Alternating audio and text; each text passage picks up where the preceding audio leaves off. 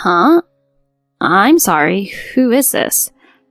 A voice I vaguely recognized. Despite the unfamiliar number, my thoughts were in turmoil. Ignoring my feelings, the person on the other end of the line dropped a bombshell. It's me.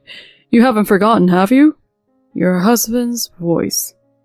Huh? Why? I'm sorry for being late.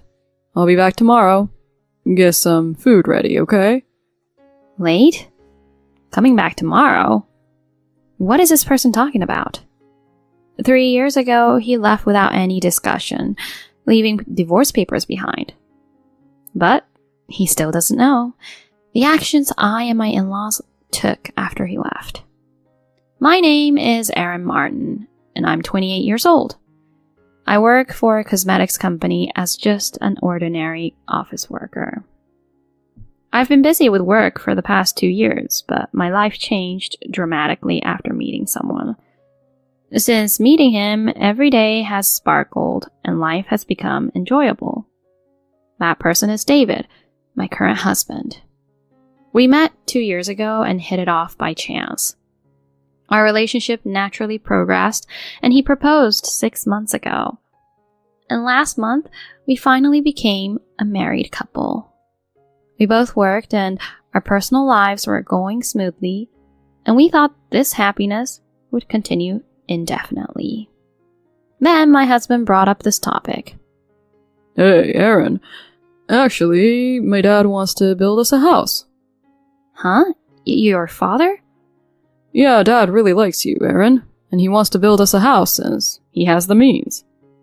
Well, but isn't that too much? No, it's fine. Dad has plenty of money. David's father is what you'd call a wealthy man. It seems he made quite a profit from stocks in the past and now lives off real estate income. However, their actual family home isn't a mansion by any means. They rebuilt it just a few years ago. It's not too big or too small. It's just the right size for my in-laws to live comfortably. Whenever we visit, it's not fancy cuisine that comes out, but always my mother-in-law's homemade cooking. While it's true what my husband says about his dad having plenty of money, asking for such a significant purchase like a house feels a bit awkward. So we decided to visit my in-laws over the weekend. As soon as we arrived, my father-in-law eagerly started asking questions, looking pleased. Erin, are you listening to what David told you? I want to gift you to a house. Oh, Dad. Actually, today is about that topic. Oh, that's great. So, what kind of house do you want? You might have kids in the future, so more rooms would be better, right? Oh, well, it's not about that. Is it really okay for us to accept such a generous offer? At my question, my father-in-law blinked for a moment, but then burst into laughter. There's no need to hold back. I'm saying I want to give this as a gift. I'm getting older and I don't really have any particular hobbies. But what about trips with Mom or something? Oh, come on, I can take you on as many trips as you want. So don't hesitate. Accept it as a gift. But... Just having someone like you, Erin, marrying David makes me truly happy. It's only natural for parents to want to do something for their daughter or son, right? Dad. Peeking timidly at my mother-in-law's face, she too smiled warmly at me. My husband stroking my head, seeming somewhat proud as he spoke. In this way, we decided to accept my father-in-law's offer and allow him to build us a house. Although my father-in-law suggested putting the property in both my husband's and my name, for now we requested it to remain in his name. To think just half a year into our marriage, we would obtain our dream home. Everything was going so smoothly. Almost too smoothly. It made me a little uneasy. But I hadn't realized yet, the devil's hand is just around the corner.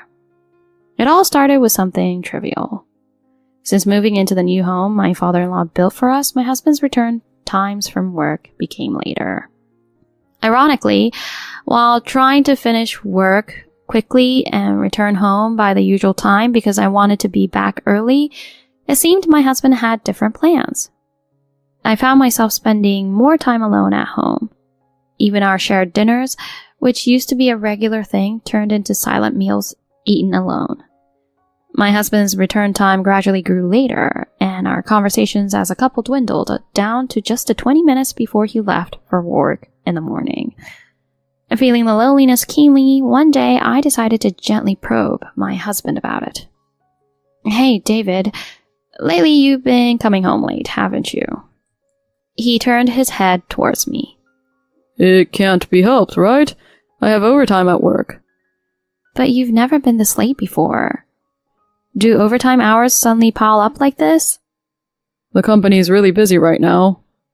"What, you think I'm lying about overtime or something? Do you think I'm off somewhere having fun?" "No, it's not like that. I only wanted to gather a bit of information, but somehow ended up receiving a disproportionate reaction. From that day on, conversations with my husband became minimal. Everyday talks nearly vanished, and our once cozy home turned into a suffocating place. It seemed my husband felt the same. Not only on weekdays, but also on weekends, he spent more time away from home. Whenever I asked where he was going, he'd mention things like working on weekends, or having meals with colleagues, leaving me with nothing to verify. I grew tired of such days. Then one day, out of the blue, my in-laws happened to visit our home, saying they were in the neighborhood. When asked by my father-in-law, "Where's David?" I told him the truth. "Well, actually, he's hardly been home lately." "What? What do you mean by that?" "He comes home late on weekdays, and even on weekends he's out since morning. Whenever I ask David, he just dodges with excuses like working on weekends or having meals with colleagues or friends." "What's he up to? Even though you both work, he is leaving all the housework to you?" "I don't mind doing the housework, really. It's not a big deal for me." "No, it's not okay. Since you both work, you should share the housework." My father-in-law often helps my mother-in-law with household chores.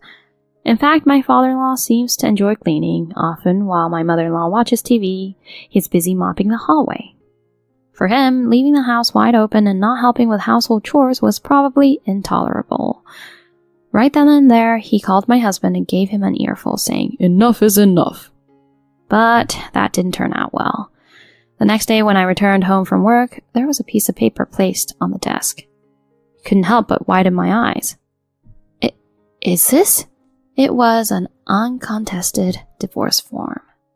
Moreover, only my husband's section was already filled out. There was no date written on it, so he's implying I should submit it on the day I sign it. Without understanding what was happening, I tried calling my husband, but no matter how many times I rang, there was no response. I tried calling him dozens of times, but he never answered. Why would he suddenly bring up a divorce form? Was it because I talked too much to your parents yesterday? But it's not just because of that, it's because of his recent actions.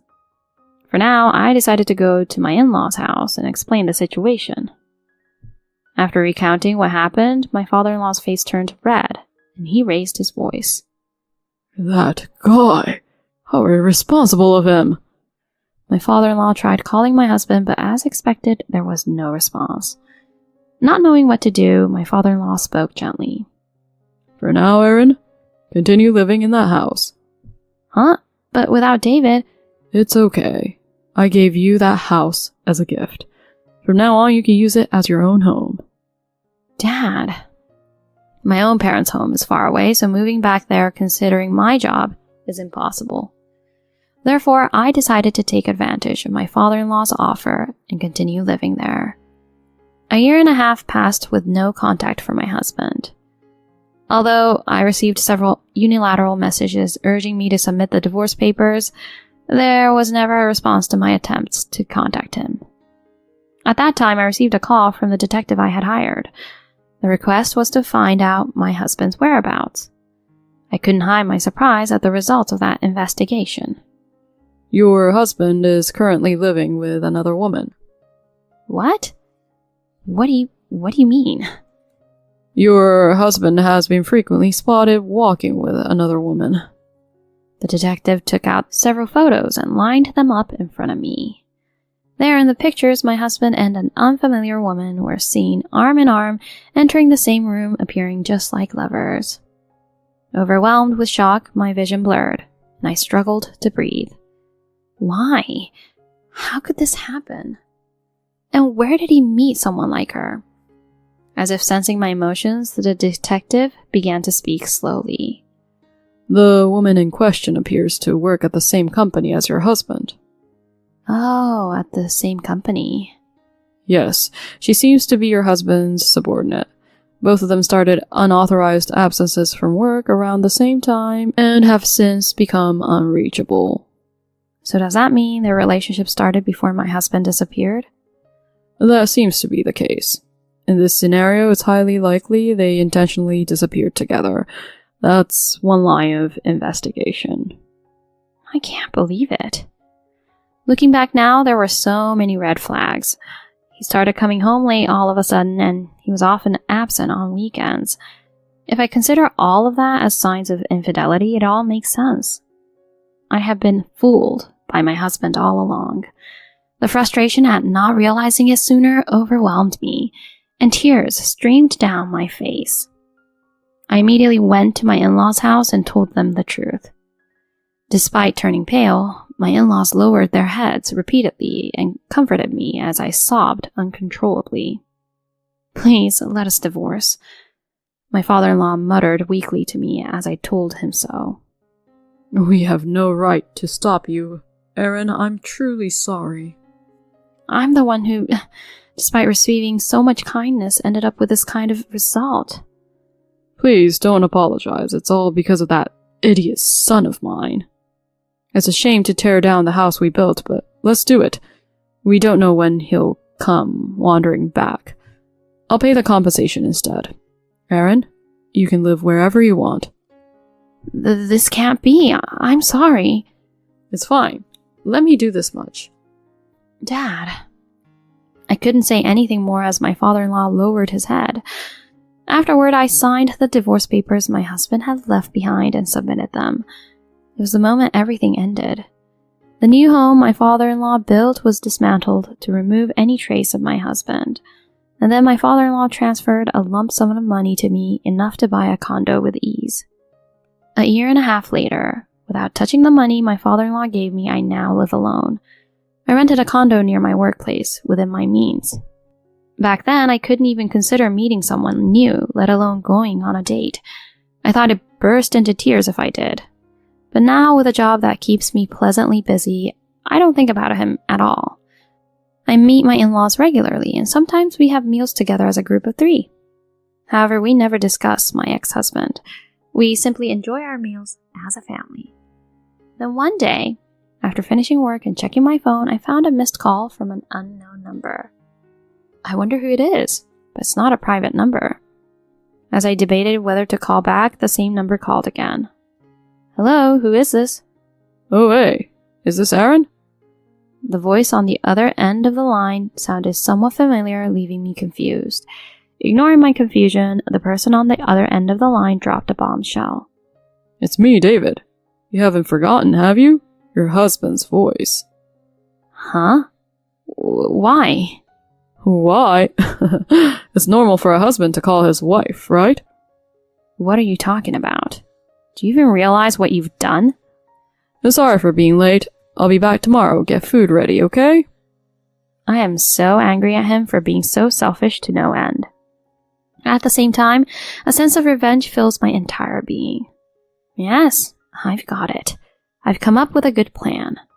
If he's coming back, that means he's prepared, right? In that case, I'll thoroughly settle the scores for all the past grievances. I told him understood and hung up the phone. Immediately, I went to my in-laws' house and explained my plan to them, and they nodded in agreement. On the way home from my parents-in-law's house, I went to the lawyer's office and asked him to accompany me to see my ex-husband tomorrow. Everything is perfectly prepared now. Just watch. I'll let my actions speak for themselves. Most likely, David will return to the house we used to live in together. The next day, as I peeked from a hiding spot with my in-laws and the lawyer, sure enough, David appeared out of the blue. However, he panicked upon realizing that the house was already gone. I was filled with the urge to knock him down right away, but I suppressed the impulse and pretended to be calm as I approached him. Long time no see, David. My ex-husband, reacting to my voice, looked flustered and opened his mouth. Oh, Erin, thank goodness. I can't seem to find the house. Wasn't it around here? That's right. This is where our house used to be. Used to be? What's with that phrasing? It's like it's not here anymore. Exactly. Your affair and your leaving cost your father to demolish it.